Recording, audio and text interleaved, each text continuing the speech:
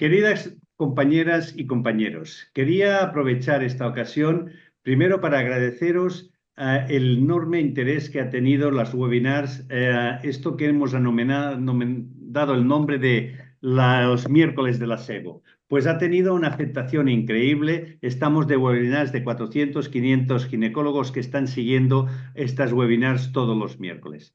Esto nos da una fuerza importante para seguir con estas webinars todo el año y vamos a intentar dar la calidad que hemos dado hasta ahora en esta webinar siempre. Agradecer también, evidentemente, a todos los grandes profesionales que nos ayudan a hacer y preparar estas webinars. Sé que es un trabajo enorme y, evidentemente, tenemos que agradecerlos a todos de que nos ayuden a estar en esa actualidad tan importante que necesitamos los ginecólogos. Muchas gracias a las dos partes. Espero poder seguir con todas estas webinars y otra vez agradeceros de todo corazón vuestro interés y vuestro trabajo. Un abrazo a todos.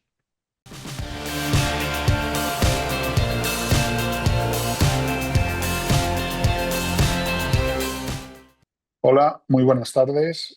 Bienvenidos a todos a este webinar. Es para mí un placer estar aquí con todos vosotros y que me dejéis entrar un poco en vuestras casas o en la consulta, en el hospital, donde estéis. Para los que no me conocéis, soy Nacho Cristóbal, trabajo en el Clínico de Madrid y me han nombrado moderador de este webinar. Quiero agradecérselo a la SEGO, a su presidente, a Pere Briscó, y a la presidenta de la sección de endoscopia, que es la que ha organizado el webinar, que es Mercedes Sandeiro. Tengo que deciros dos avisos antes de empezar. El primero, para conseguir los créditos, el certificado de créditos y el certificado de asistencia a este webinar, tenéis que estar conectados todo el tiempo al webinar. Cuando acabe el webinar, aparecerá a la derecha, creo que arriba a la derecha, una pestaña roja. Desconectáis el webinar cuando acabe y os saltará la encuesta de satisfacción y os saltará también el examen. Es necesario hacer las dos cosas para que os den los créditos y para que os den un certificado de asistencia. Y el segundo aviso importante es que si no lo habéis podido ver entero o si queréis volver a verlo, dentro de una semana podréis verlo en la página de la SEGO, ¿vale? Estará ahí colgado a partir de una semana contando desde hoy. Bueno, pues como os decía, es para mí un honor estar aquí con todos vosotros y sobre todo presentaros a los tres ponentes que os vamos a presentar. No tengo claro si nuestra ponente, la doctora Rius, va a poder estar con nosotros porque ha tenido un problema con los vuelos, pero tenemos su presentación grabada y las preguntas, como tenemos a Miquel y a Javi Monleón, no va a haber ningún problema con la pregunta que queráis, que ellos os la van a saber solucionar. Vamos a hablar de miomas. Vamos a hablar de miomas fundamentalmente por lo prevalente de la patología y porque en breve la SEGO va a publicar su nuevo protocolo de qué hacer con los miomas. En este protocolo hemos participado las 4 personas que estamos aquí hoy. Luego los presento a los otros 3. Y bueno, es un poco una apuesta de corto-largo, porque la apuesta de largo más largo será en el Congreso de la SEGO de este protocolo. ¿Por qué creemos que... ahí va, no me pasará. ¿Por qué creemos que es importante hablar de los miomas? Lo primero, por la prevalencia. Ya sabéis que son los tumores benignos más frecuentes que tenemos y hasta un 70% de las mujeres van a tener miomas. Es verdad que luego no todos son sintomáticos. Y en esto hemos puesto mucho foco en el protocolo, porque creemos que la mayoría de los protocolos hablan de qué hacer con los miomas cuando sangran, cuando dan problemas de volumen. Pero también hay que saber cómo controlarlos si es que hay que hacer algo en los que no dan sintomatología. Para el protocolo, lo que hemos intentado sobre todo es unificar los criterios, unos criterios que nos sirvan a todos, tanto en grandes hospitales, hospitales no tan grandes, consultas privadas y siempre basándonos en la evidencia científica. Todas las recomendaciones que hacemos están basadas en evidencia científica y sobre todo intentábamos responder a esas preguntas clínicas que nos pueden surgir a todos en nuestro día a día. Ya sabéis los factores de riesgo de los miomas, esto no os lo voy a contar. La edad, la etnia, las mujeres de raza negra tienen más miomas que las mujeres de raza blanca, el sobrepeso, el déficit de vitamina D, que también se habla de él en el protocolo, aunque hoy no vamos a hablar de ello, pero en el protocolo sí se habla. Y de las posibles estrategias de prevención, que en realidad la conclusión va a ser que la evidencia es muy débil.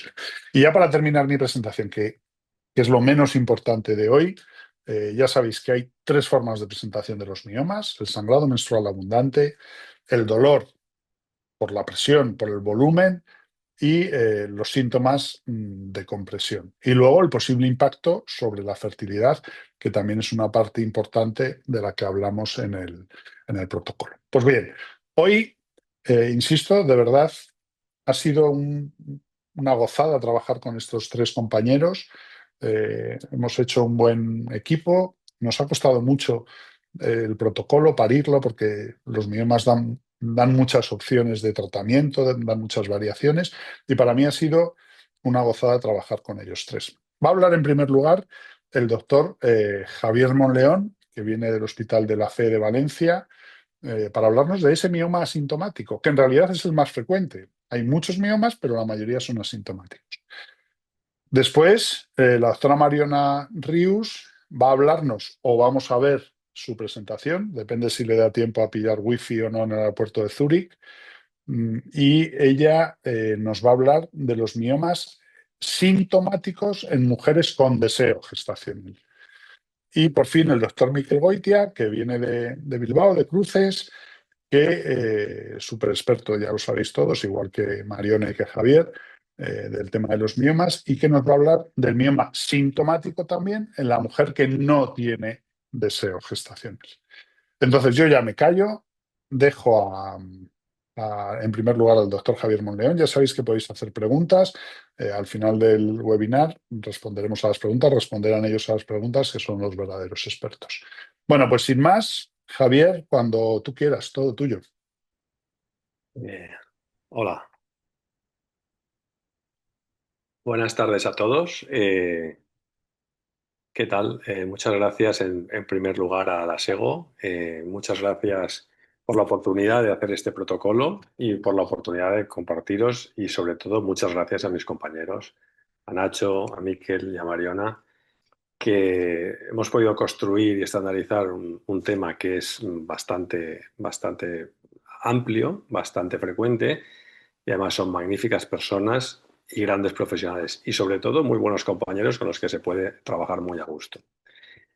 Os voy a hablar un poco de lo que es qué tenemos que hacer con la mujer, aquella mujer que presenta miomas asintomáticos. Como ha dicho Nacho, es una patología muy frecuente, es una patología que afecta a un gran número de mujeres, y perdonar que he tocado algo que no es eso.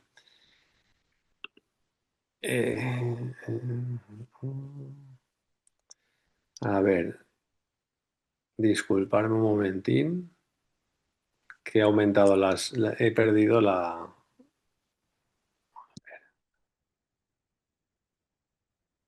A ver. Vale. ¿Me veis ahora bien? Bueno, ¿qué hacemos con estas mujeres que tienen un mioma, que diagnosticamos un mioma, pero que no tienen síntomas? Pues bueno, a ver cómo paso yo de aquí. Mm, Disculparme un momentín. Javi, yo para pasar las diapos he utilizado las flechas, no el ratón. Sí, pero es que no me deja pasar la hora. No sé por qué. A ver,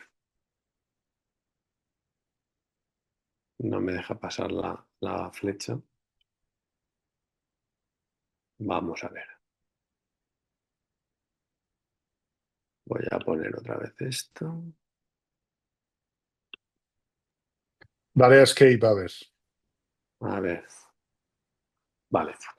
Bueno, perdonadme, pero seguimos con la presentación. Pues esto es lo que tenemos que hacer cuando tenemos un mioma asintomático. No tenemos que hacer nada, ¿vale? No tenemos que hacer absolutamente nada. Y me diréis, bueno, pero nada, en fin, ¿esto por qué? Pues bueno, hemos estado buscando y no hay ninguna evidencia científica que avale ni que un seguimiento sistemático anual a las pacientes, ni siquiera la realización de pruebas complementarias, como puede ser una eco, una resonancia, etcétera, mejore el pronóstico y mejore bueno, pues la vida, sobre todo la calidad de vida de las pacientes cuando, insisto, son asintomáticas. Es verdad, me diréis que, bueno, pues que los miomas podemos hacer una foto en un momento dado, pero tienen un comportamiento a lo largo de la vida fértil de la mujer.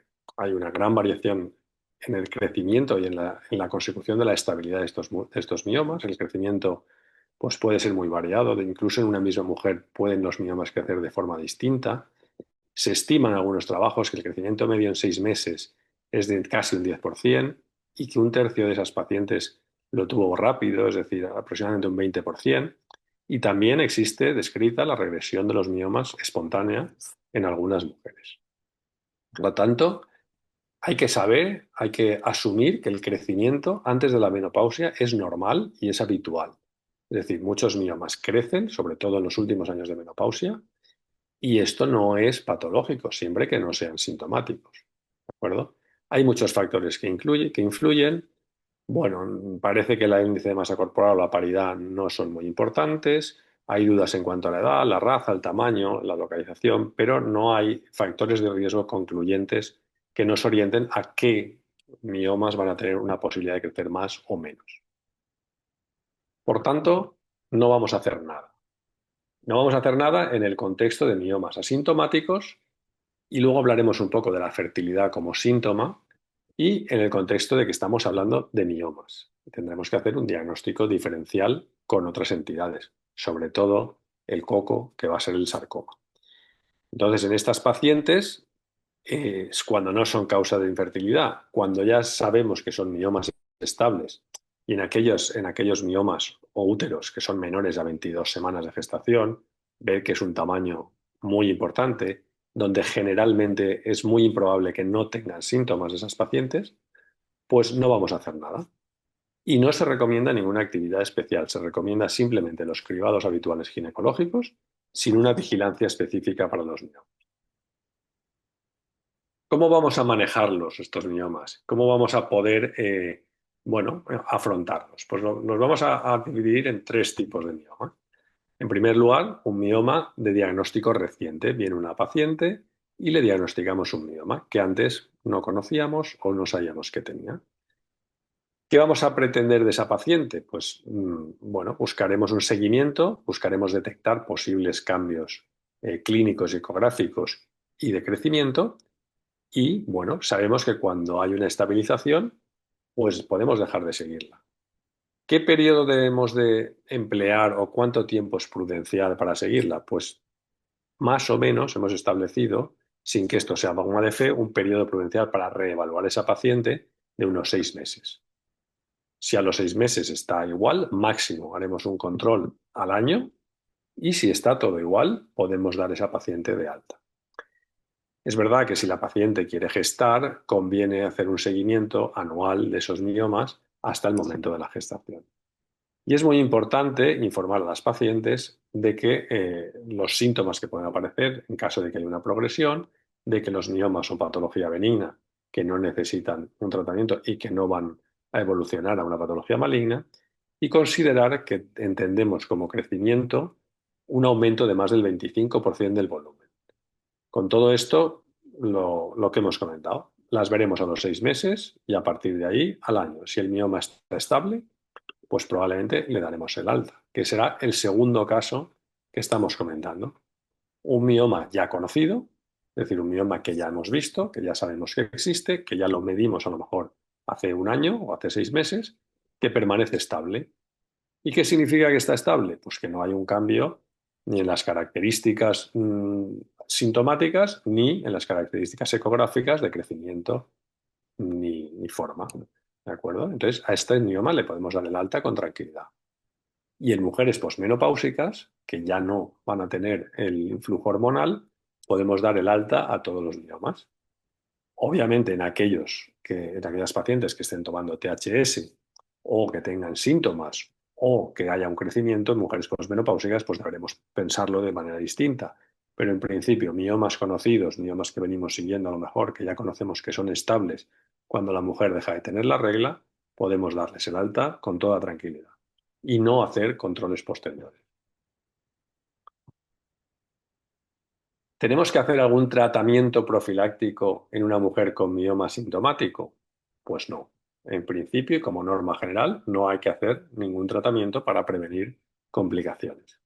Como excepciones, podemos hablar de los miomas submucosos, aquellos que son resecables por histeroscopia, que por la facilidad de la cirugía en sí y también porque rara vez un mioma submucoso es asintomático, pues podrían destinarse a operar, o en aquellos, como hemos comentado, uterosomiomas muy grandes, casi de 1 kilo, que pueden provocar compresión ureteral o vascular, condicionando una TVP.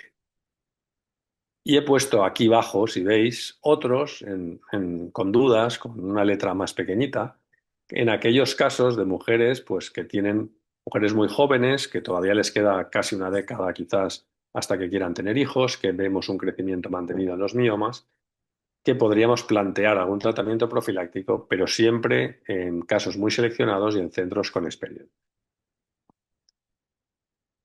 Es muy importante, como hemos comentado, establecer dónde estamos. Estamos hablando de pacientes con miomas asintomáticos y lo primero es diagnosticar que estamos hablando de miomas. Miomas que, por supuesto, incluyen formas raras de miomas, como puede ser la degeneración hialina, la lipoleiomioma, la degeneración mucoide, que son miomas y benignos y tienen las mismas circunstancias. Lo que pasa es que a veces al verlos en una ecografía nos puede asustar. Es muy importante hacer el diagnóstico diferencial con un sarcoma, obviamente, con un adenomioma o con una adenomiosis y también con otras patologías como puede ser masas ováricas, útero retroverso, en fin, algunas otras que nos pueden llevar a alguna duda. Y en segundo lugar, tenemos que hacer un diagnóstico preciso de los síntomas y confirmar que esos miomas son asintomáticos. Lo primero es descartar el sangrado uterino normal o el sangrado menstrual abundante, sobre todo en 2 puntos. En cuanto a la anemia potencial que tiene esa paciente, sabéis que las mujeres en general no estiman muy adecuadamente su sangrado menstrual, algunas lo sobreestiman, otras lo infraestiman, pero hay muchas veces que no concuerda bien y es muy importante, como veremos, determinar el grado de hemoglobina. Y también el confort de la paciente con su sangrado menstrual abundante.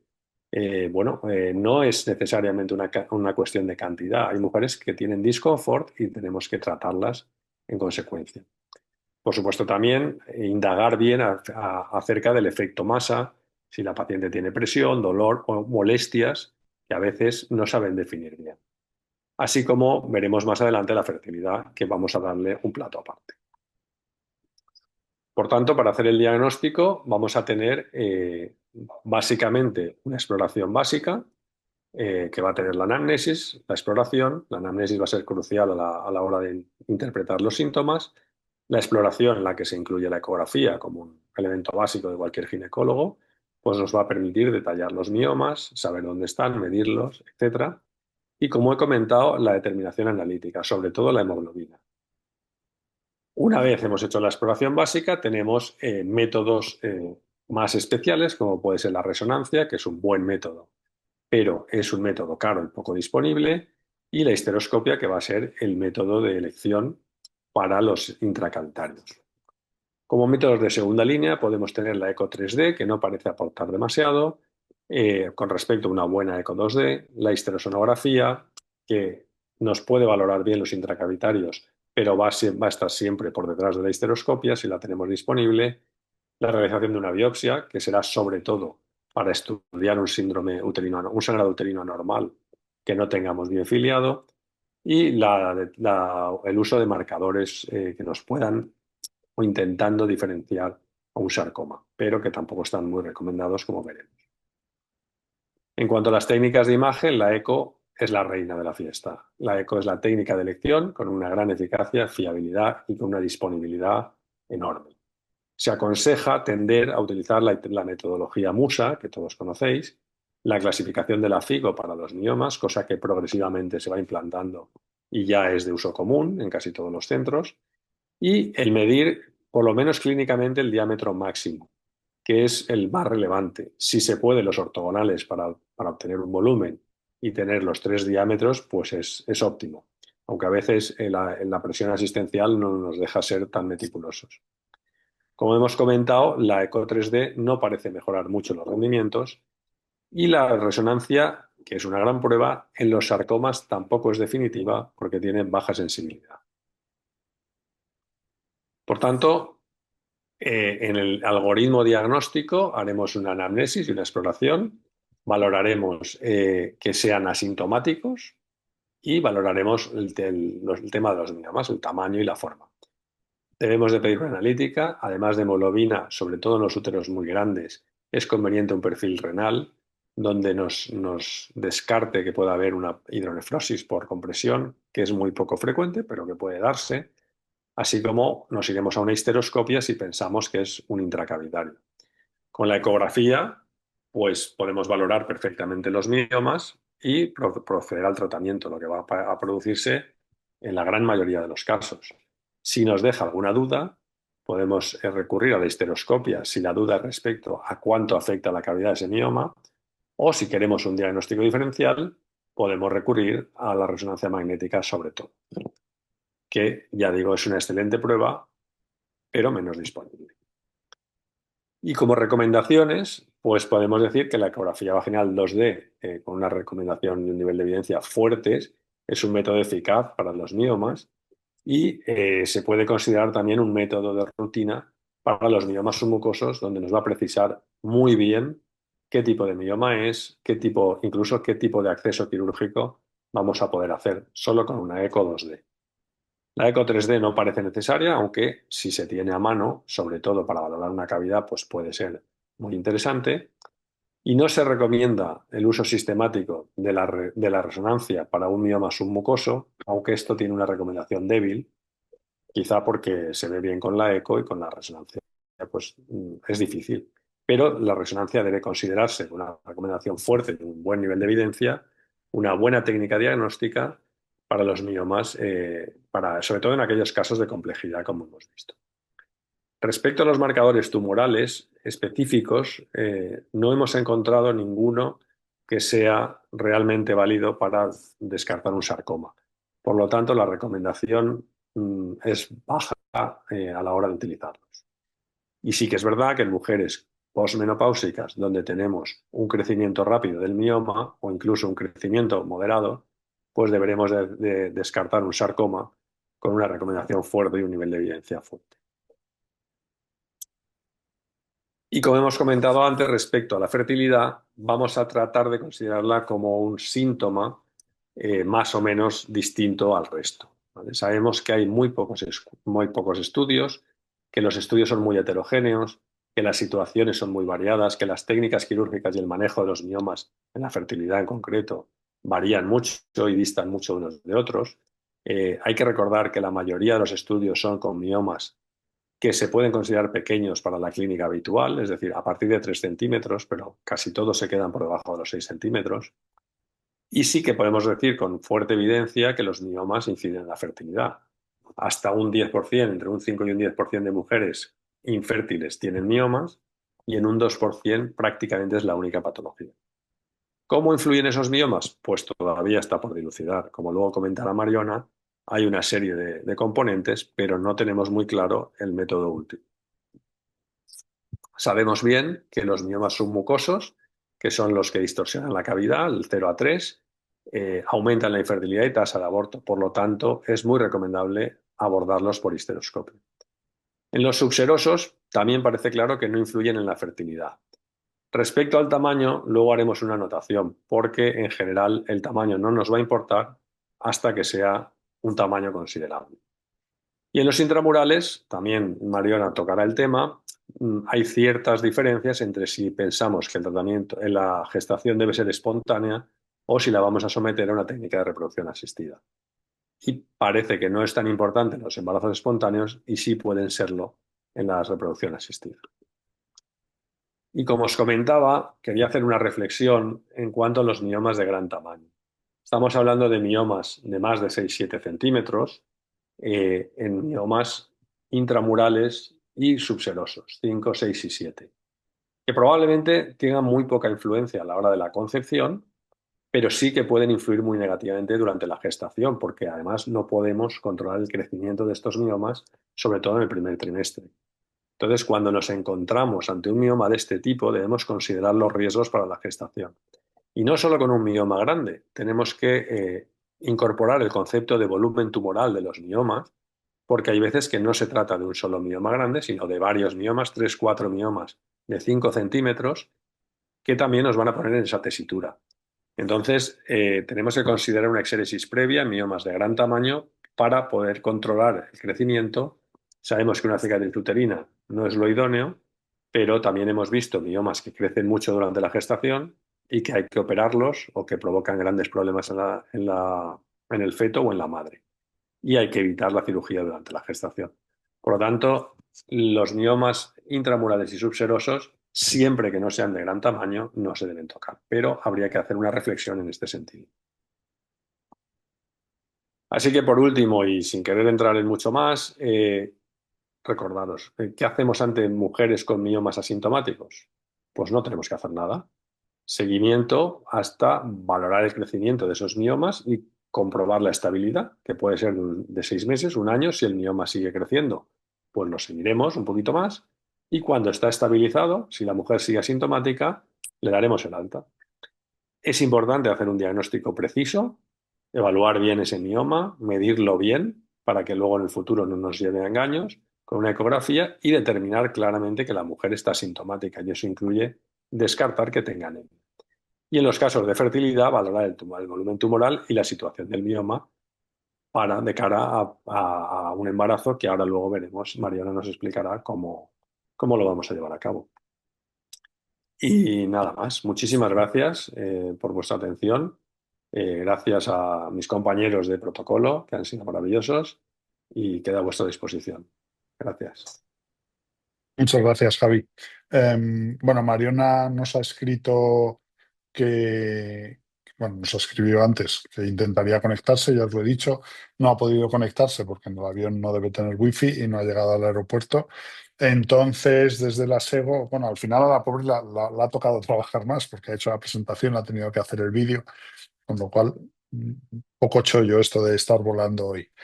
Pero bueno, desde la SEGO nos van a poner el vídeo, insisto, luego las preguntas que tengáis nos las hacéis, que entre Mikel, Javi y yo os las intentamos solucionar. Pues cuando queráis, ponemos el vídeo de Mariona. Hola, buenas tardes a todos. Muchas gracias por estar conectados y asistir a este webinar de la SEGO referente al tratamiento de los miomas, un poco en conjunción con este nuevo protocolo que se ha elaborado. Ha sido para mí un placer, una ilusión estar en este equipo de doctores tan excepcional haciendo este protocolo y vamos a seguir explicándoos un poquito y hablando en mi caso, de los miomas sintomáticos en mujeres que tienen deseo gestacional. Os voy a compartir mi presentación. ¿Qué es lo que hacemos en estas pacientes? Bueno, yo creo que aquí es muy importante definir tres grupos de pacientes distintas. Tenemos la paciente con deseo gestacional que no ha buscado embarazo. Tenemos la paciente que tiene deseo gestacional, ha buscado embarazo y es estéril y está en técnicas de reproducción asistida. Y luego tenemos un grupo bastante distinto que es la paciente que tiene un deseo gestacional, pero no en el momento actual, sino futuro, no sabemos cuándo. Este será un poquito el algoritmo en el que vamos a basar o vamos a seguir la presentación, será nuestro guión para este tipo de pacientes. Yo creo que con esto esta foto es suficiente para manejar la gran mayoría de pacientes que tienen este deseo gestacional y tienen síntomas. La parte principal de las pacientes, de lo que es específico de este tipo de pacientes, es que tenemos un doble objetivo en el tratamiento. Tenemos, por un lado, el control clínico de los síntomas y a la vez necesitamos una normalización anatómica de esa cavidad uterina, de esa cavidad endometrial. Por esto, siempre que sea posible, haremos una miomectomía por histeroscopia. Sabemos que los miomas submucosos FIGO 0, 1 y 2 está ampliamente reportado en la literatura y tenemos evidencia mucha al respecto que hay una mayor tasa de abortos asociada a este tipo de miomas y que puede haber una dificultad en la gestación, con lo que decíamos ahora hace un momentito, las pacientes que sea factible la histeroscopia les vamos a realizar esta miomectomía por histeroscopia.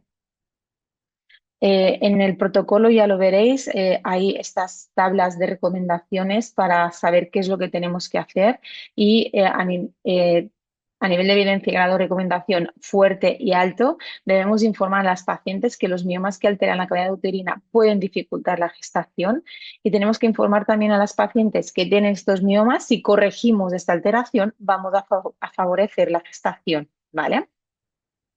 La miometría por histeroscopia lo hemos visto, lo veremos. Os hago un resumen rapidito aquí. Esta clasificación, que la conocéis todo muy bien, es la que nos permite decidir qué complejidad, qué grado de dificultad tendremos con la histeroscopia y si es factible.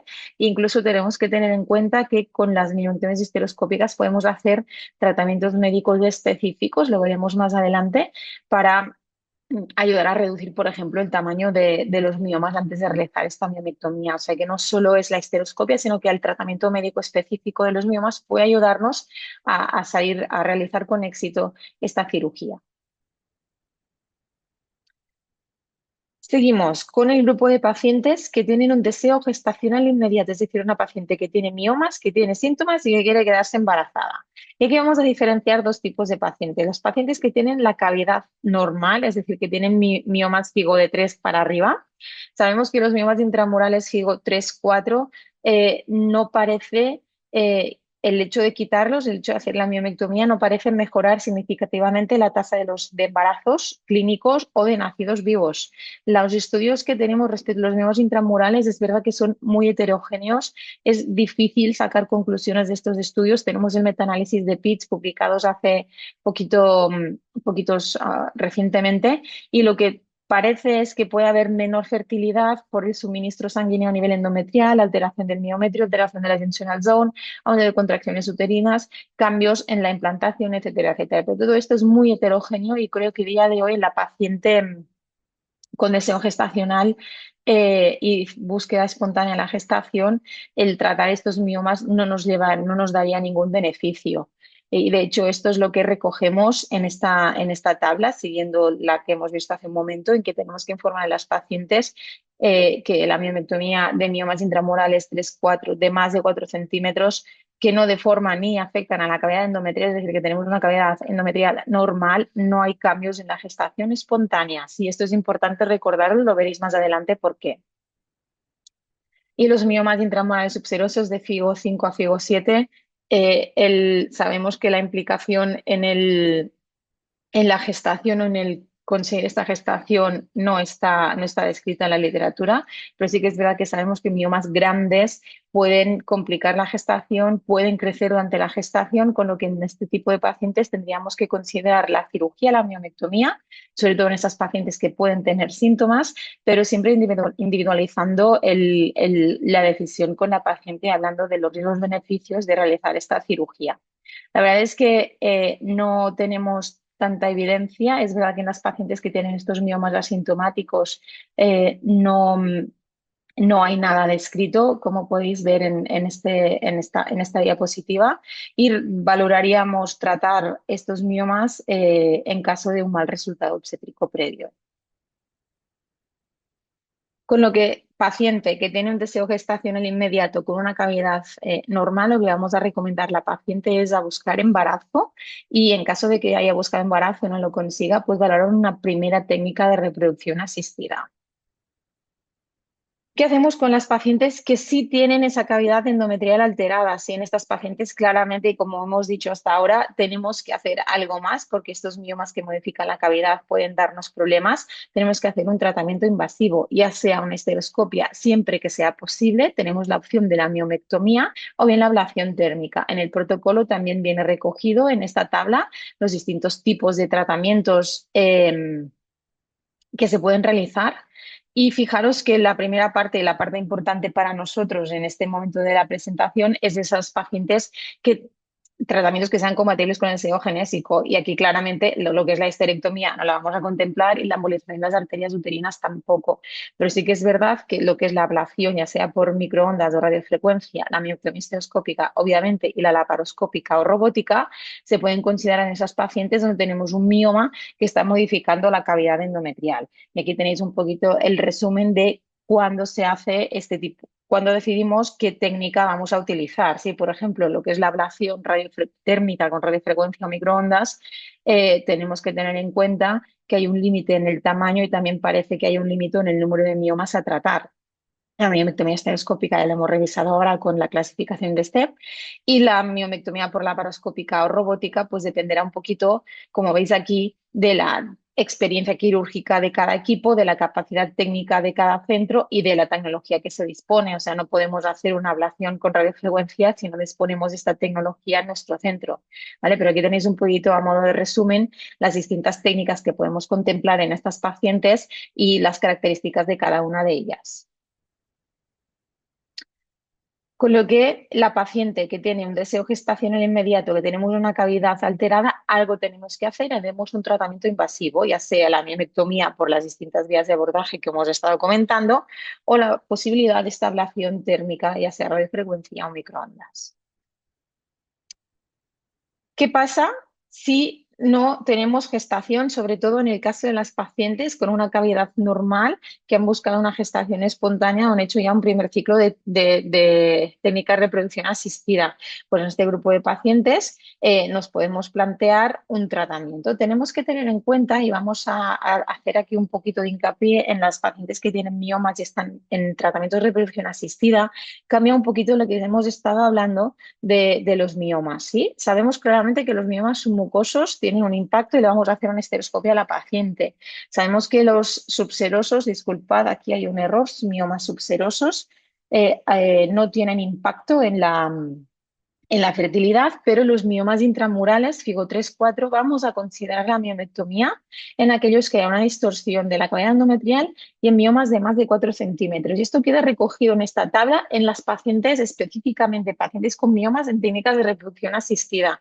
Fijaros que tenemos evidencia bastante fuerte, moderada, no es una evidencia heterogénea, y tenemos que informar a las pacientes que los miomas FIGO 3-4, fijaros aquí, que de forma no desplazan la cavidad endometrial, reducen la efectividad de la fecundación in vitro en términos de probabilidad de implantación embrionaria, gestación clínica y nacido vivo.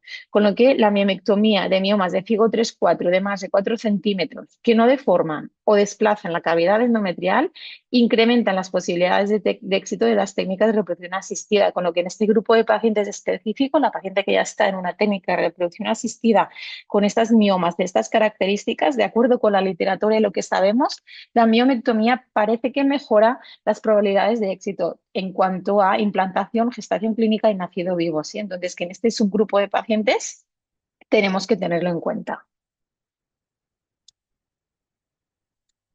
Vamos al otro gran grupo de pacientes totalmente distinto a la que estábamos hablando ahora, que es la paciente que tiene un deseo gestacional, es decir, no descarta el embarazo, pero diferido en el futuro, no sabemos cuándo va a ser. Pues un poquito este tipo de pacientes las vamos a tratar como las pacientes sintomáticas que no tienen un deseo gestacional en ese momento, es decir, vamos a seguir un tratamiento médico. ¿Sí? El deseo gestacional diferido, no obstante, tenemos que informar a la paciente del impacto de los miomas sobre la fertilidad y siempre que sea posible valorar adelantar esta búsqueda gestacional, ¿sí? No dejarlo en el tiempo, sino de informarla un poquito de cómo está su útero y el impacto que esto va a tener en la búsqueda del embarazo y en el embarazo en sí mismo.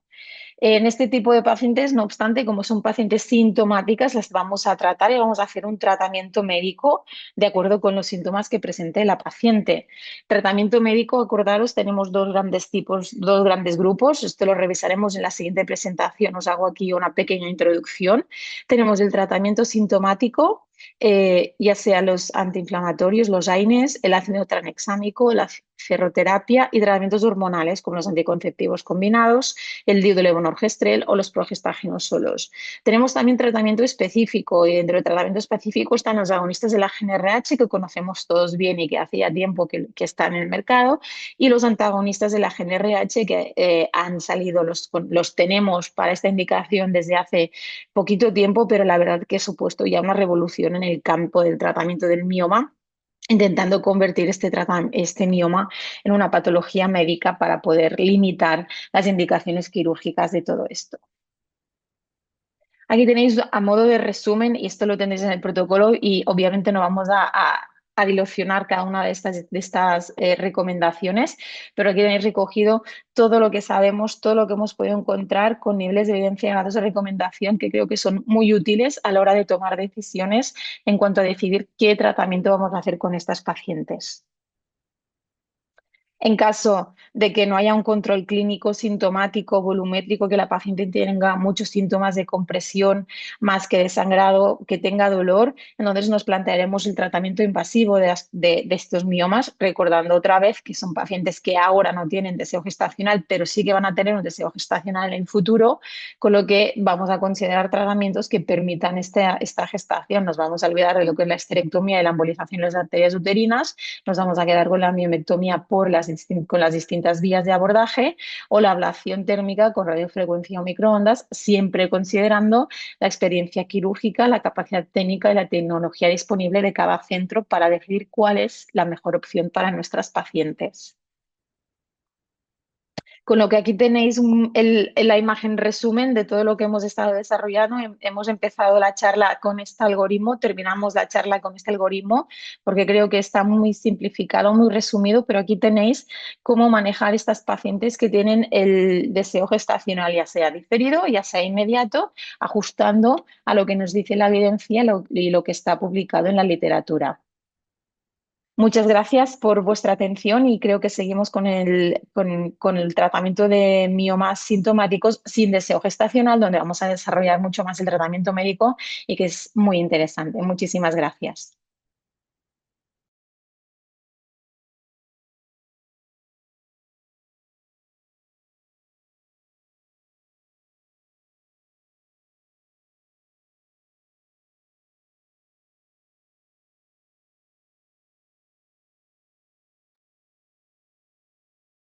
Bueno, pues como habréis visto, un vídeo estupendo de Mariona.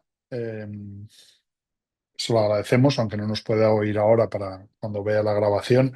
Le agradecemos mucho el trabajo el trabajo en el protocolo, desde luego, que su participación ha sido estupenda, y el trabajo de hacer el vídeo. Y ahora, en tercer lugar, y no por ello menos importante, por supuesto, Miquel, el tercer ponente, Miquel Goitia, que viene desde Bilbao, está en Bilbao y nos habla desde Bilbao, y va a hablarnos de qué hacer con la mujer con miomas sin deseo gestacional. Miquel, cuando quieras. Hola. Bueno, a ver si me escucha. Voy a Sí. compartir.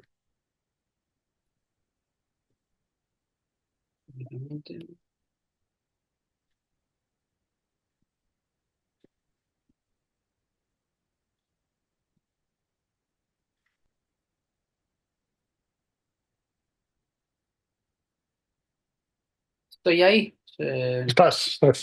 Bueno, pues nada, gracias otra vez a la SEGO y a todo este grupo de trabajo.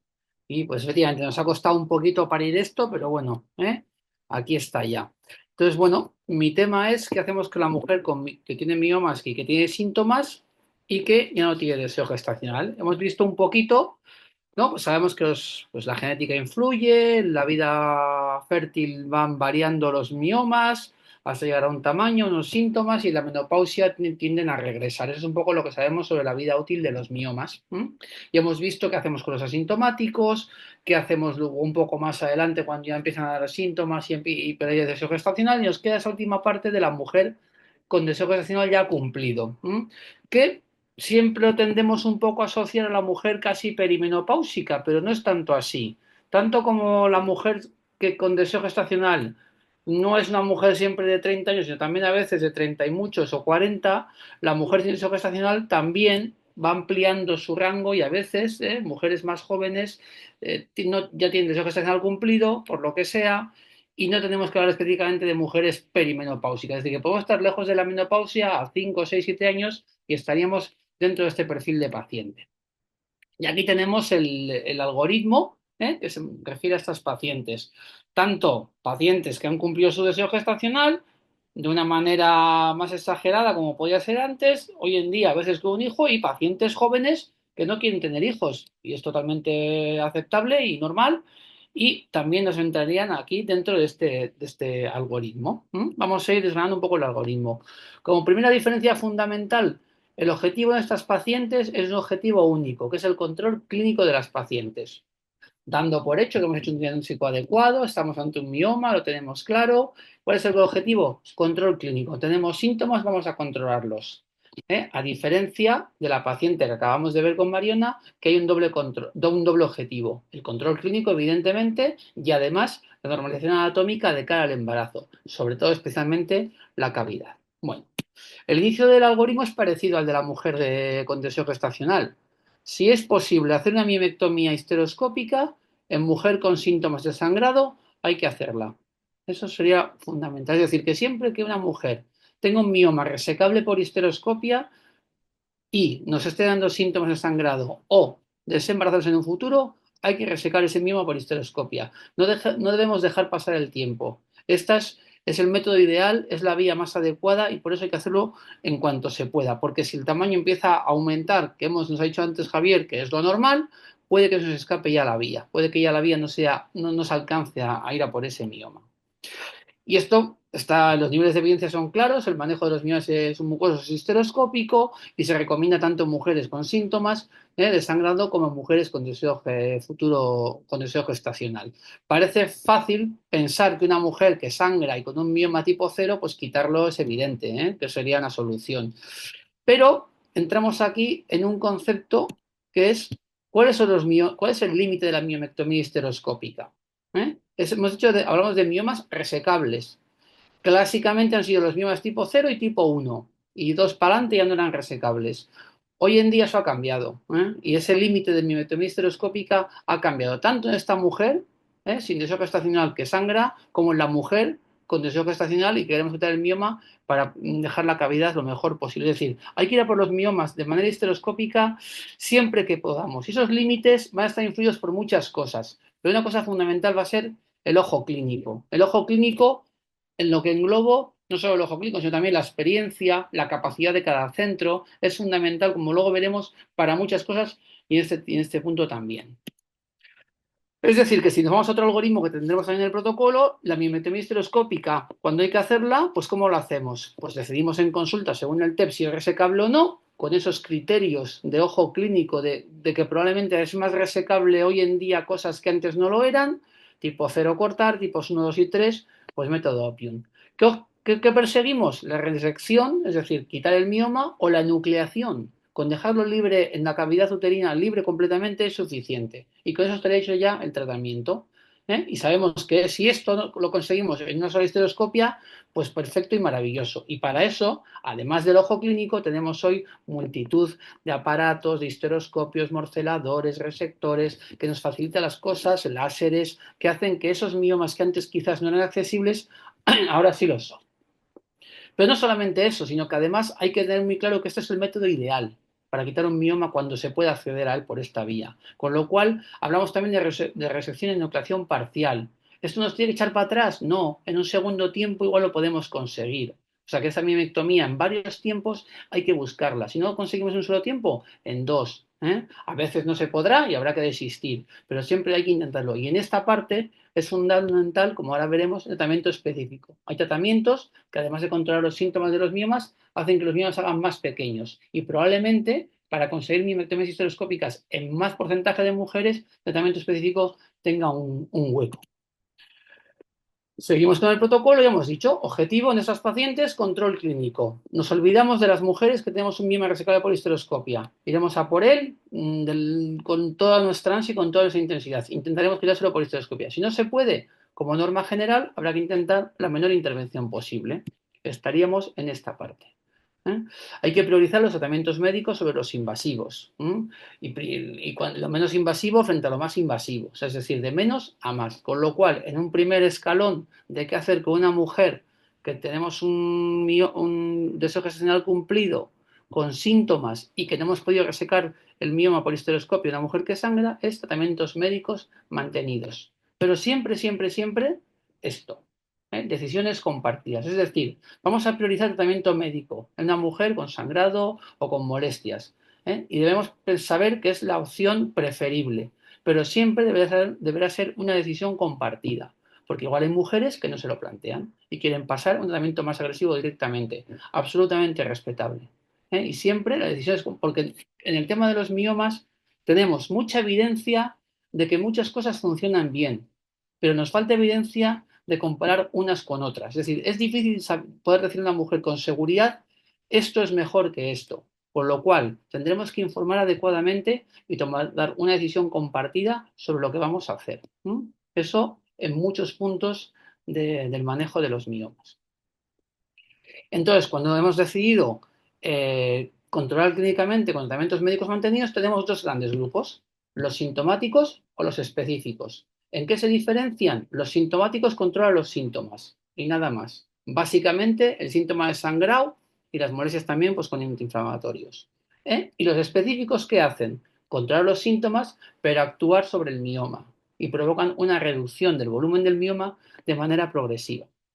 Tenemos ahí abajo los sintomáticos, pues AINES, antifibrinolyíticos, y el tratamiento hormonal del SUA, cualquier tratamiento que usemos en sangre uterina normal, en muchas mujeres con miomas puede funcionar. Y el específico estaría aquí.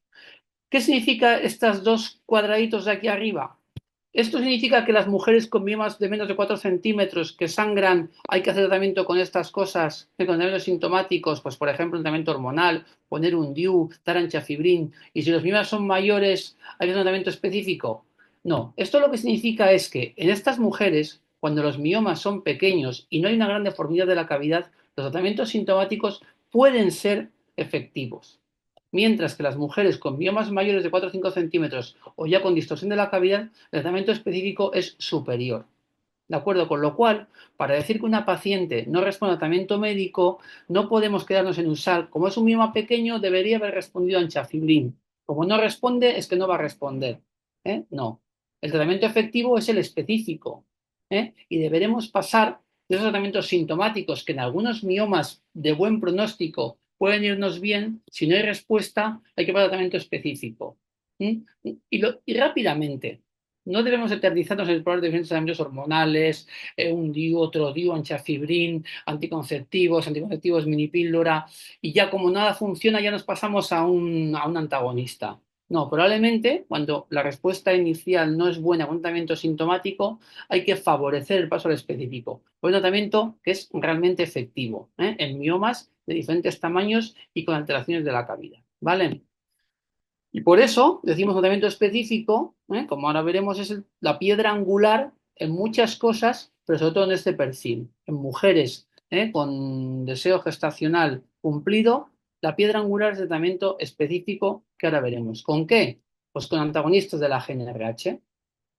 Son vía oral, dosis diaria, evitan el flare-up, todo eso ya lo conocemos, ¿vale? Entonces tenemos antagonistas de la GnRH y ¿qué dice la evidencia científica? Que la tenemos y muy fuerte. Bueno, perdón, antes de eso. Cuando hemos indicado un tratamiento con antagonistas, esta diapositiva está sacada de otras presentaciones, dice, inicia tratamiento con antagonistas para control clínico, analítico, volumétrico de los miomas para llegar a diferentes puntos. Este tratamiento es como una especie de puente, un puente hacia algún sitio. En este perfil de pacientes, el llegar a la gestación y el control de la anatomía no nos interesa. Solo nos quedamos con control clínico analítico para llegar ¿a dónde? A la menopausia o a una cirugía que también puede ser factible.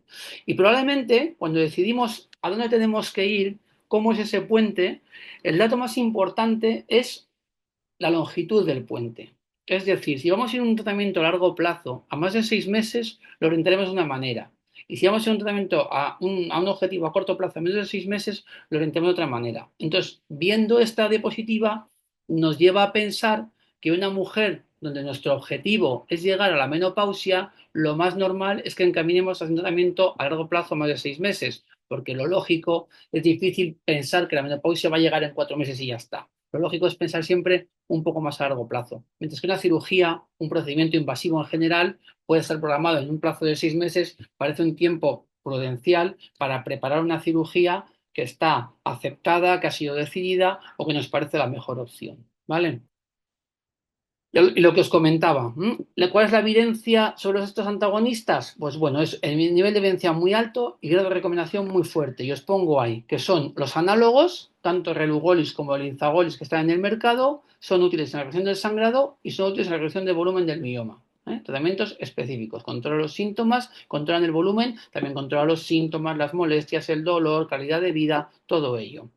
Y lo que nos dice la guía NICE, y está reflejada también en el protocolo, es que, aunque no hay estudios comparativos directos entre esos dos antagonistas, sí sabemos que en estudios indirectos parece que no hay una gran mejoría de uno respecto a otro. Las respuestas son muy similares. No se detectaron diferencias significativas entre linzagolis y relugollis. Con lo cual, si no hay diferencias y son los dos una recomendación muy fuerte para el sangrado, para el volumen, podemos decir, alguien listo como Sheldon diría, no es lo mismo, pero es igual. Bueno, es igual casi, casi. Dentro de las diferentes combinaciones que tenemos en el mercado, hay algunas que se nos salen por un lado y se nos salen por el otro. Vamos a verlo. Vamos a hablar de sangrado. Hablamos solo de sangrado. La combinación de relugollis combinado con terapia AdVac, que es la que está en el mercado, se comparó con relugollis solo, aunque esto luego no ha salido al mercado. Y se vio que el control de sangrado era rápido, en 2 ciclos, y al año se mantenía en niveles de un 80 un 90%. Mientras que las combinaciones múltiples de linzagolis 100, 200 con estradiol neta, 100 solo con estradiol, 200 solo con estradiol, son también muy parecidas, bajan rápidamente y se controlan también a las 52 semanas, también en torno a un 80-90%, más o menos las parecidas. Pero hay una que se nos sale por debajo. El linzagolis 100 sin terapia AdVac tiene un control de sangrado al año en torno a un 40-50%. Esto es una efectividad evidentemente menor que todas las demás combinaciones.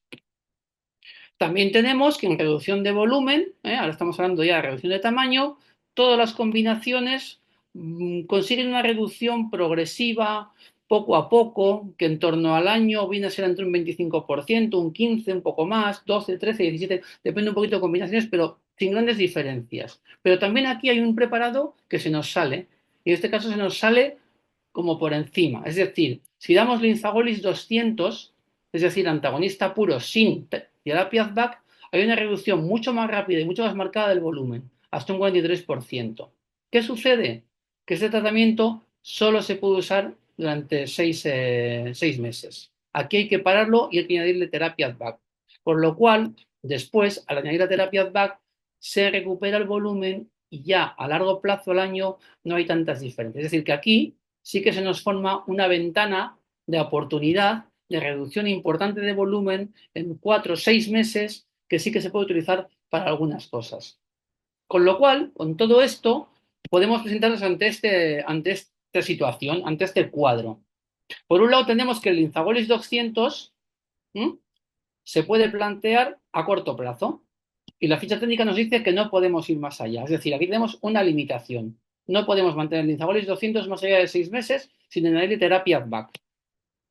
Por otro lado, tenemos que los antagonistas comercializados pues serían el relugollis con la terapia AdVac integrada o el linzagolis 100-200 con terapia AdVac añadida, sí que se podrían manejar a largo plazo, a más de 6 meses, 1 año, 2 años, 3 años, ahí no hay límite de plazo. Con lo cual hay que pensar que en el manejo a largo plazo, en la búsqueda de la menopausia, probablemente la piedra angular sean los antagonistas con terapia AdVac.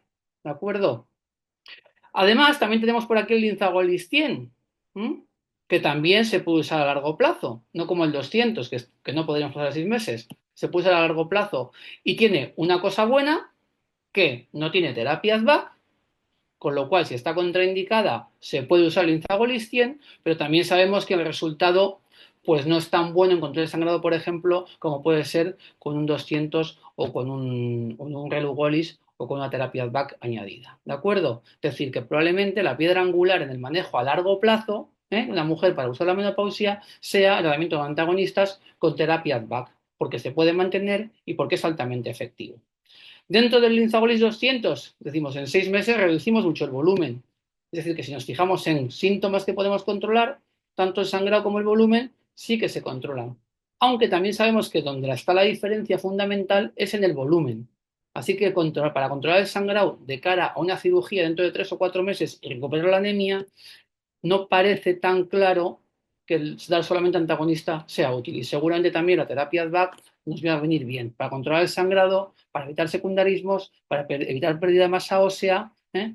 Y sí que reservaremos el Linzagolis 200, el antagonista puro, que te va a provocar sofocos, que te va a provocar pérdida de masa ósea, pero en un tiempo control de 4 o 6 meses, si lo que queremos es reducir el volumen del mioma para hacer algo en concreto, nos puede ser muy útil. Seguimos con el algoritmo. Una vez que ya tenemos el tratamiento a largo plazo hecho, a poder ser el tratamiento específico, el tratamiento potente, el tratamiento que funciona, podremos tener una buena respuesta o una no respuesta. Si tenemos buena respuesta, pues el tratamiento y controles de la menopausia con controles anuales. Así como hemos dicho que el mioma sintomático no habría que controlarlo, esta mujer podemos haberla llevado a ser un mioma sintomático, pero gracias al tratamiento, con lo cual lo lógico es mantener el seguimiento hasta la menopausia. Si no responde, tratamientos invasivos. Sin deseo gestacional, la embolización y la histerectomía. Son los que tienen claramente la indicación o los que van a comprometer el deseo gestacional futuro. Pero también hay procedimientos hace muchos años que se buscan cosas para evitar la histerectomía, por ejemplo la embolización. Pero hoy en día también en esas decisiones compartidas hay mujeres que con deseo gestacional cumplido nos pueden pedir una miomectomía. ¿Eso es algo incorrecto? Pues habrá que informar adecuadamente de los pros, de las contras y decidir. Pero no podemos decir, no, está contraindicado. Hacer una miomectomía a una mujer no quiere tener hijos o que quiere, que no quiere. Pues, bueno, pues habrá que decisiones compartidas, hablarlo, plantearlo y decidir. Los límites de cada técnica, aquí están las técnicas no laparotómicas. Damos por hecho que podemos quitar un mioma a un útero por laparotomía, tengan los que tenga y el tamaño que tenga. Pero las vías no laparotómicas pues tienen unas limitaciones de tamaño, en número, pues ya lo hemos visto ahí. Y dentro de lo que nos pone aquí, de lo que puede ser un poco la revisión bibliográfica de cuáles son esos límites, pues lo que hemos dicho antes. Los límites para las diferentes técnicas van a depender de muchas cosas, básicamente de nuestra capacidad, de nuestro ojo, de lo que tenemos en el hospital, de qué manejamos, de nuestra experiencia y de muchas cosas. Y para terminar, cogiendo ya un poco, juntando tratamientos médicos y tratamientos invasivos, nos queda algo en medio que es el tratamiento médico preprocedimiento. No pongo pre-cirugía porque también puede haber otras cosas que no sean cirugía. Es decir, ¿para qué? Para recuperar la anemia. Una mujer que se va a operar no podemos llevarla con anemia. Por control clínico, si vamos a operar dentro de 4 meses, no hay por qué estar sufriendo hasta dentro de 4 meses. Facilitar el procedimiento, que sea más sencillo, lo que hemos hablado de la histeroscopia. Vías menos agresivas, si se puede hacer por vía vaginal o por vía laparoscópica, mejor que por laparotómica. Y para eso, tratamiento médico preprocedimiento puede ser útil. Todos ellos. Si solo queremos recuperar un poco de anemia porque tiene colanchafibrina y hierro, puede ser suficiente. Pero la piedra angular es el tratamiento específico, porque además de controlar los síntomas, también reducirá el volumen. Puede ser útil los tratamientos sintomáticos, pero intentaremos siempre buscar tratamientos efectivos que nos reduzcan el mioma. ¿Y para qué? Pues lo que hemos comentado, aunque no sea a largo plazo, para reducir el sangrado, para conseguir una buena calidad de vida, para reducir molestias, los antagonistas con terapias BAC parecen un buen sistema, parecen el mejor tratamiento, porque tienen un buen control de sangrado, tienen menos secundarismos, no hay pérdida de masa ósea, parece lo ideal. ¿Qué pasa con los antagonistas sin terapias BAC? También los agonistas los ponemos en pequeñito porque siguen en el mercado y esta sería su indicación, pero hoy en día realmente con antagonistas orales pues no tiene mucho sentido. Antagonistas para reducir el tamaño del mioma pues pueden ser muy útiles durante 4 o 6 meses, máximo 6 meses, para conseguir un objetivo concreto. ¿Cuál puede ser? Por lo que hemos hablado, en la histeroscopia conseguir hacer una miomectomía histeroscópica, lo que era laparotómico pasarlo al laparoscópico o mejor a vía vaginal, todo eso se puede conseguir reduciendo volumen. Pues no solamente en cirugía, sino que además probablemente, y esto es abrir también caminos, la reducción de volumen para ciertos procedimientos como pueden ser la ablación, la termoablación por radiofrecuencia por microondas, es muy importante. Reducir un mioma para quemarlo por radiofrecuencia o por microondas, un volumen de un 40%, hace que los tiempos de quemadura, las potencias, los vatios sean mucho menores y el resultado probablemente sea mucho mejor y con menos riesgos. Con lo cual, cuando hay que reducir el volumen y eso nos es útil para algo en concreto, plantear los antagonistas sin terapias BAC puede ser muy útil. Resumiendo, sintomática con deseo gestacional cumplido, sangrado con mioma histeroscópico, histeroscopia. Control clínico hasta menopausia con tratamiento médico efectivo. Vamos a ir rápidamente al tratamiento bueno. No vamos a quedarnos con 5 o 6 tratamientos que no acaba de responder. Vamos a ir rápidamente al bueno. Si no hay respuesta a tratamientos médicos buenos, pues invasivos, ¿eh? Ya será lo que podamos, lo que veamos, lo que tengamos en nuestras capacidades, ahí decidirán. Y tratamiento preoperatorio, según objetivo. ¿Eh? Cuando queremos reducir el volumen, ¿eh? Puede ser útil dar antagonistas puros, pero en las demás cosas no parece que dar solamente antagonistas tenga una especial mejora en los resultados, en los posibles manejos quirúrgicos o invasivos en general de las pacientes. Y lo que ha dicho antes Nacho, invitaros a la puesta de largo en el Nacional de Salamanca. Pues yo seré el encargado de comentarlo, pero ahí estaremos todos, a ver si podemos estar todos y vernos presencialmente y comentarlo. Muy bien, eso es todo. Pues muchas gracias, Miquel. Súper claro, como siempre. La verdad es que da gusto, como ha dicho antes Javi, trabajar con vosotros, escucharos, aprender de vosotros. Bueno, vamos a pasar a las preguntas, porque estas horas es lo que tienen. Antes de las preguntas, recordatorio. A la salida del webinar hay que darle a abandonar la sesión y contestar el examen y la encuesta de satisfacción para conseguir los créditos y el certificado de asistencia, ¿vale? Y que luego, pasada una semana, podréis volver a ver el webinar. Tengo aquí preguntas que nos han hecho. La primera que nos hacían, que ya la ha contestado Miquel, es que cuando se presenta el protocolo. El protocolo lo presentamos, lo presenta Miquel en la SEO. Venga, vamos. Como los dos sois súper expertos, el que quiera, ¿vale? Una formación sugestiva de un mioma. Nosotros todo el rato hemos hablado en el protocolo y esto, pues igual para la que viene, para la revisión que hagamos, igual hay que cambiar y añadir algo o no, ya lo veremos. Pero bueno, nos preguntan por una formación sugestiva de mioma en el tercio inferior de la vagina que no depende del útero. ¿Qué hay que hacer? ¿Lo quitamos? ¿No lo quitamos? El que quiera de los dos, en base a su experiencia, porque esto en el protocolo, insisto, que no lo tenemos. ¿No? ¿Se me oye? Sí, sí, sí, sí, sí. Pues yo lo manejaría como cualquier tumoración benigna de vagina, ya sea un quiste de Gardner, un quiste de Nuc, un Bartolino, pues si molesta se puede quitar y si no molesta y no agarra tampoco lo veo o sea, imprescindible. Completamente de acuerdo. Sí, yo también, ¿no? Al final es un mioma. Si es asintomático, ya ha dicho Javi, no hacer nada. Si le molesta con las relaciones, pues habrá que quitarlo, pero por lo demás. Venga, más. Cualquiera de los dos. Venga. Mujer con sangrado menstrual abundante y mioma, que en la eco le vemos un endometrio normal. ¿Hay alguna edad en la que, aunque el endometrio en la eco sea normal, nos plantearíamos hacer un Cornier, nos plantearíamos hacer una biopsia de ese endometrio por si acaso hay otra cosa aparte del mioma?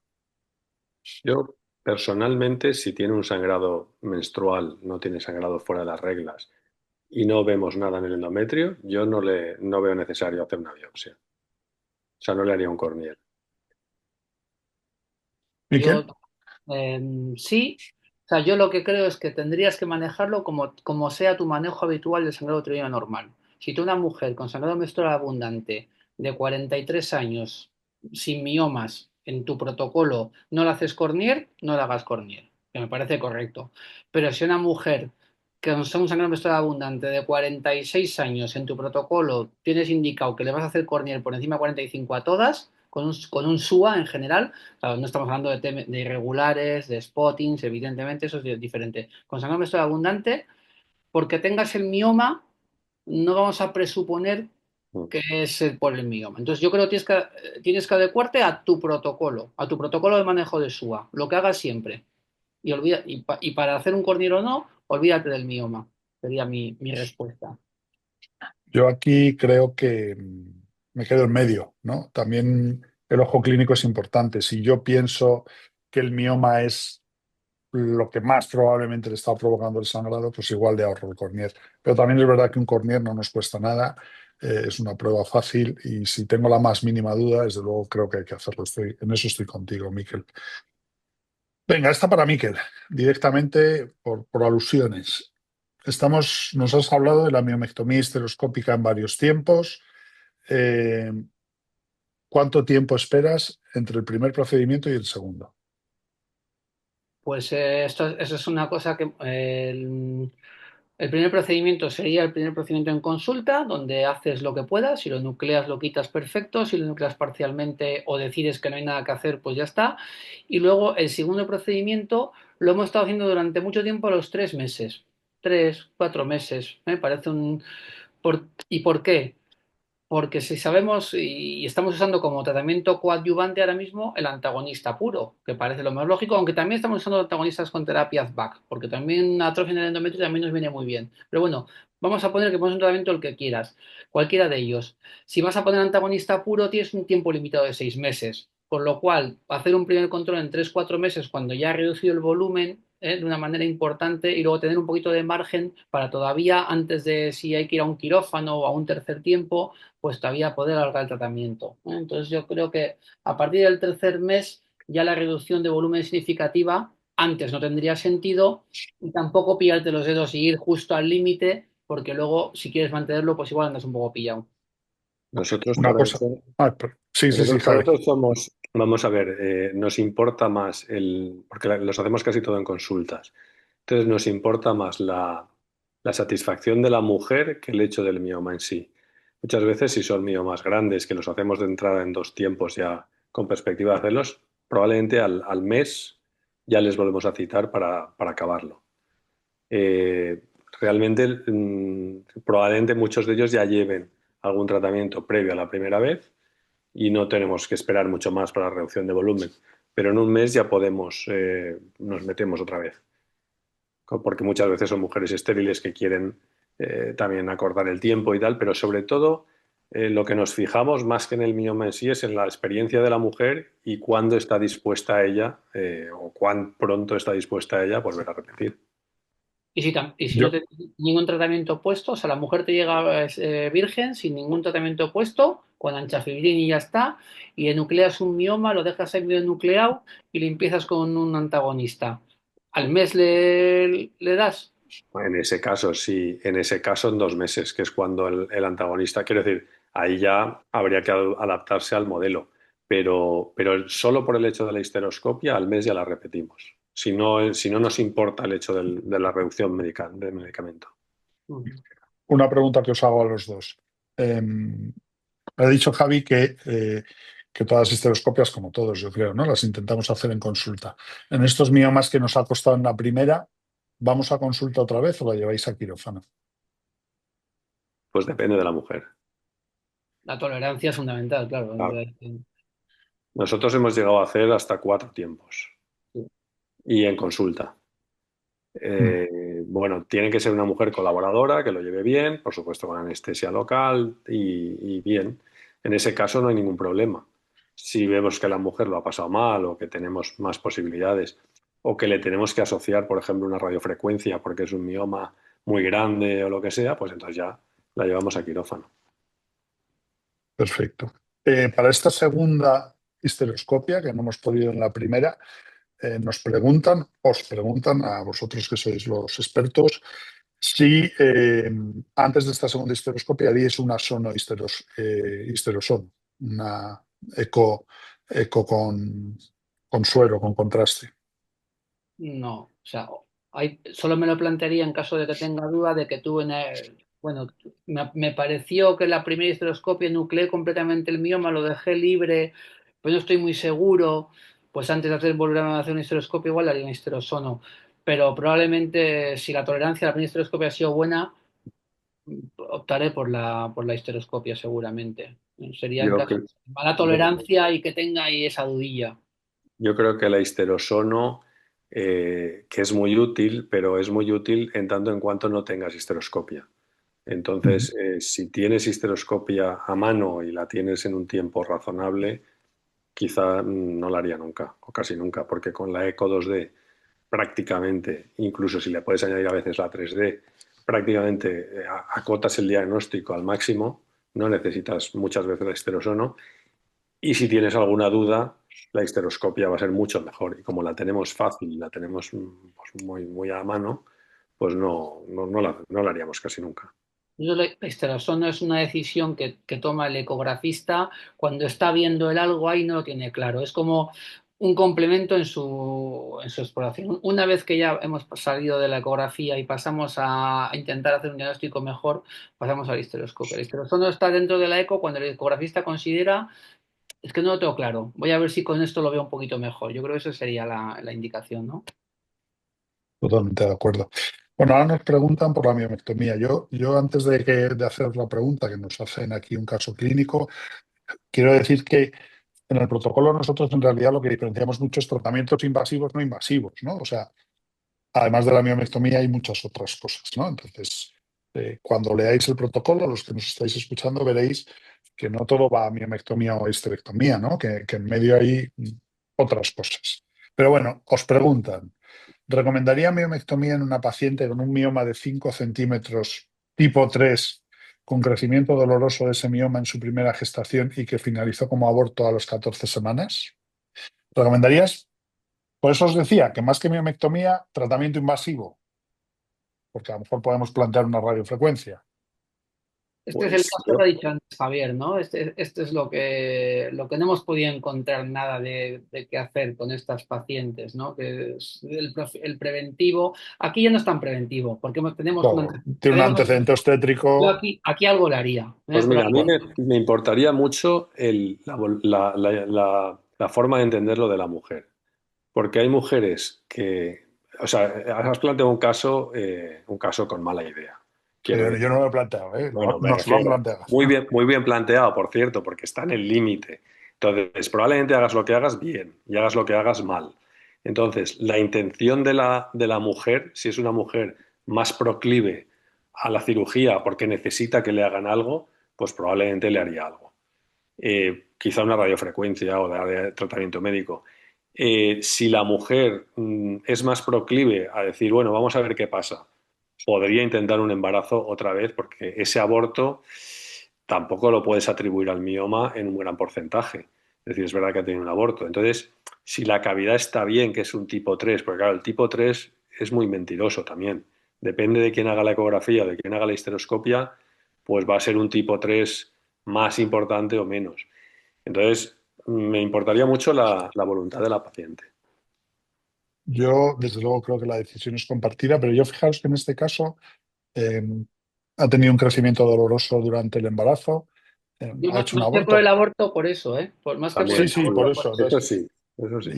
y yo en los tipo 3 5 centímetros, yo sí me plantearía que quizás merezca la pena, pero es verdad que hay que hablar con la paciente.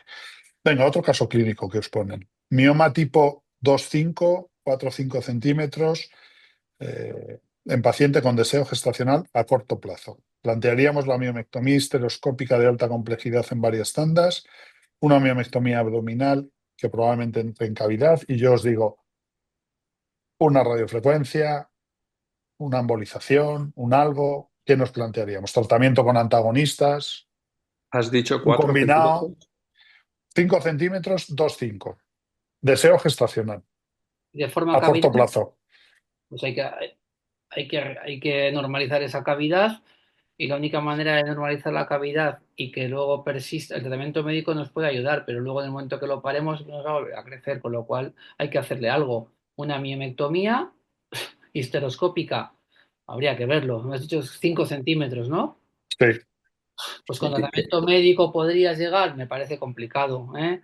Una radiofrecuencia, perfectamente. Una miomectomía laparoscópica, pues también algo habrá que hacerle. Entonces, y seguramente tendremos que ir a esos límites de las técnicas, nuestra habilidad y ver qué es la mejor manera de normalizar la cavidad. En este caso, Yo por en- ejemplo, si es un 2 poco accesible por la paroscopia, es decir, que, por histeroscopia, perdón, que tiene muy poca impronta, a veces es práctico asociar una radiofrecuencia, con lo cual ya disminuyes el volumen algo a largo plazo, pero sobre todo lo dejas exangüe. Y después le puedes asociar una histeroscopia, o en el mismo acto, vaya. Con lo cual es mucho más sencilla porque no te sangra y le puedes quitar más cantidad de mioma. Pero bueno, Yo, yo iba a decir esto, lo que pasa es que no en el mismo acto. Yo no lo haría en el mismo acto. Yo esperaría a que con esa necrosis del mioma, el miometrio me le empuje hacia la cavidad un poquito. Pero bueno, me parece una buena combinación y de hecho se ha publicado ya, o sea que como técnica. Venga, nos preguntan más cosas. Parece que está interesante todo lo que habéis contado. Mm, Miquel, ya que has hablado tú de esto, ¿influye el índice de masa corporal sobre la dosis de antagonista? No. O mi punto de vista, ¿influye más nuestro objetivo? Influye mucho más nuestro objetivo y nuestro objetivo de qué queremos y sobre todo el qué plantear el plazo. Tratamientos a 3 meses podemos tener más opciones, a largo plazo estamos más limitados. Y el índice de masa corporal no influye. Yo aquí me voy a hacer publicidad. Hemos publicado Perelló, Calaf y yo un artículo de tratamiento secuencial con antagonistas para dar una idea de que esto tampoco tiene que ser un me caso con Relugolix o me caso con Linzagolix, sino que a veces, un poco lo que has dicho tú, ¿no? Empiezo con uno, cambio, ahora le meto Advac, ahora no. Yo creo que este tratamiento secuencial tiene mucho juego y mucho futuro. Venga, más cosas que nos preguntan. ¿Cuánto tiempo esperamos para un embarazo después de una miomettomía? ¿Cuánto tiempo esperáis? Pues vamos a ver, estuvimos buscando, pues una pregunta también del millón, estuvimos buscando bibliografía y realmente no hay nada categórico. Nosotros empezamos en la prehistoria, estábamos en 1 año, luego pasamos a 6 meses y dependiendo de cómo sea la miomectomía, pues generalmente ahora estamos en 4 meses. Es verdad que si es una miomectomía muy agresiva, pues la aguantamos un poquito más, pero a partir de los 4 meses ya les damos el ok. Yo Algo creo que parece. depende mucho también del posoperatorio que haya tenido, ¿no? De cómo haya sido la cirugía. No es lo mismo si se me ha infectado que si no se me ha infectado, no sé. De la edad también, a veces A también. ver, ¿Qué tiempo tienes, no? Tenemos prisa o se puede asumir un poquito más de tiempo en una chica más joven y en otras mujeres pues no puedes darle tanto tiempo. ¿Y una histeroscópica? Pues hemos hablado de una abdominal, ¿no? Entiendo. Sí. Y en una histeroscópica, hacemos una miotomía histeroscópica de un mioma tipo 2 de con, 3 centímetros, lo hemos conseguido quitar en 2 tiempos, con frío sin problema, sin problemas, rápido. ¿no? Vale. Si vamos con energía, yo igual esperaría un pelín más a que se recupere el endometrio. Sí, Pero pero hablamos, un par de reglas, Sí, tampoco. sí, sí, hablamos de meses, tampoco, ¿no? Vale. tampoco. Sangrado uterino normal, abundante, bueno, anormal, con un mioma intramural de 4 centímetros, mujer de 50 kilos y 43 años. Antagonista de 100 o 200 con terapia ADVAC, 100 o 200 con terapia. 43 años, mioma que sangra. En principio Es probar. es probar. A ver, ¿cuál es el tratamiento más efectivo sobre el papel? Con terapias BAC. ¿Cuál es la ventaja del de 100 sin terapias BAC? Pues bueno, que te evitas la terapia BAC, que te evitas Hay gente que no lo quiere usar, hay gente en lo que tiene contraindicado y sabes que la respuesta, pues de entrada podría no ser tan buena. Puedes probar unos meses y si la respuesta es magnífica, pues seguir con ello. Pero tienes que saber que quizás no va a ser tan buena. Y luego, ¿Estaríais los dos de acuerdo? Espera un momento, Javi, con Sí. una aseveración que voy a hacer yo. Sangrado, 200 con terapia ADVAC, volumen 200 sin terapia back. De entrada, luego ya a los 6 meses o al tiempo que sea, vemos. ¿Estaríais de sí, acuerdo? sí. Pues, a ver, sangrado. Yo creo que la terapia ADVAC es parte del tratamiento para el sangrado. Por el endometrio. Por el endometrio está claro. Porque las respuestas, o sea, ¿por qué el de 100 sin terapia ADVAC no funciona y el de 100 con terapia ADVAC funciona como el de 200? Por la Por el terapia ADVAC. endometrio, Eso claro. está claro. ¿Eh? Entonces, cuando en el sangrado la terapia ADVAC me parece que es importante. Cuando con el objetivo del volumen, pues depende. Si quieres controlar el volumen rápidamente de cara a hacerle algo, pues sin antagonistas. Si el objetivo es controlar el volumen a largo plazo, controlar síntomas, pues tampoco veo que la terapia back de entrada te va a aportar nada y tienes que asumir los sofocos y la pérdida de hueso. Que en esos 6 meses sin terapia back, el hueso sufre y el hueso no recupera eso. Entonces, Pero es que a lo mejor no hay que esperar 6 meses, ¿no? O sea, por el ejemplo, puede ser. tratamiento, el Sí, pico de reducción volumétrica se ve a partir de las 8 o 12 semanas, ¿no? Entonces, a lo mejor podemos cambiar antes, ¿no? Claro, podría si ser. realmente quieres una disminución brusca de volumen para hacer algo pronto, sí, sin TH. Claro. La lista de espera que decía Miquel, ¿no? Eso. Voy a cirugía.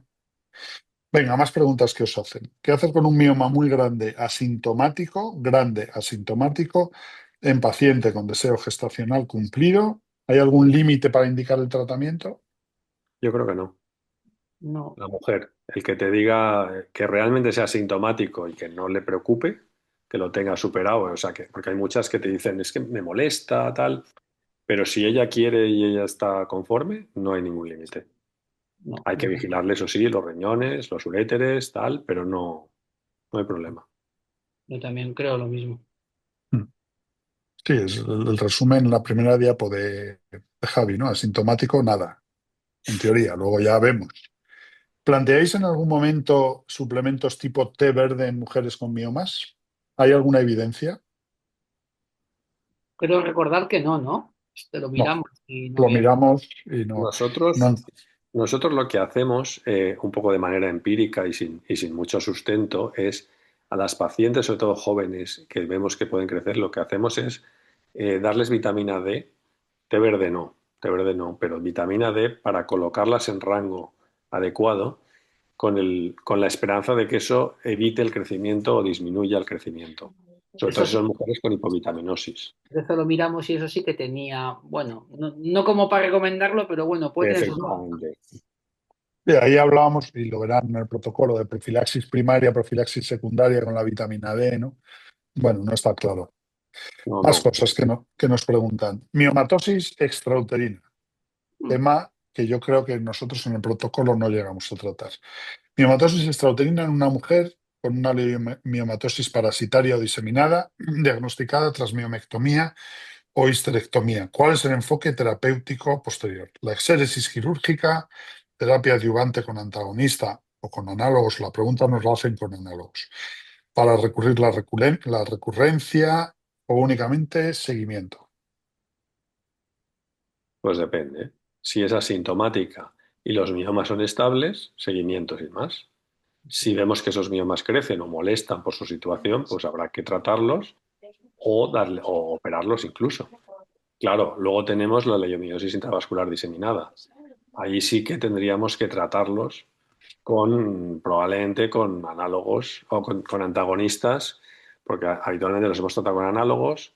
El ESMIA tampoco llegó a ser eficaz en este tipo de tratamiento y probablemente tendríamos que ir a dosis de 200 por lo menos de entrada. Pero en la peritoneal, si son asintomáticos, pues observarlos. Sí, yo también creo parecido. Ahí el problema está bueno, no tenemos ningún el tratamiento médico, tratamientos médicos que suponíamos que debían funcionar, pues no acaban de funcionar bien en la parasitaria por lo que sea. Pues ¿no? El ESMIA, acabas de decirlo, efectivamente, no respondían tan bien como los miomas uterinos. Con lo cual, bueno, pues antes de volverse, nos has dicho que era una paciente casi operada, una mimectomía previa, Sí.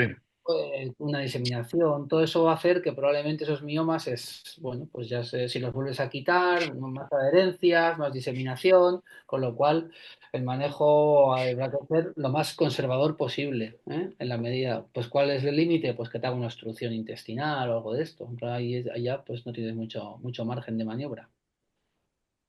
Venga, otra preguntita. Yo creo que para Miquel. Miquel, ¿qué tratamiento ADVAC utilizamos con el Linzagolix? Pues el que debemos utilizar según ficha técnica es el estradiol más neta.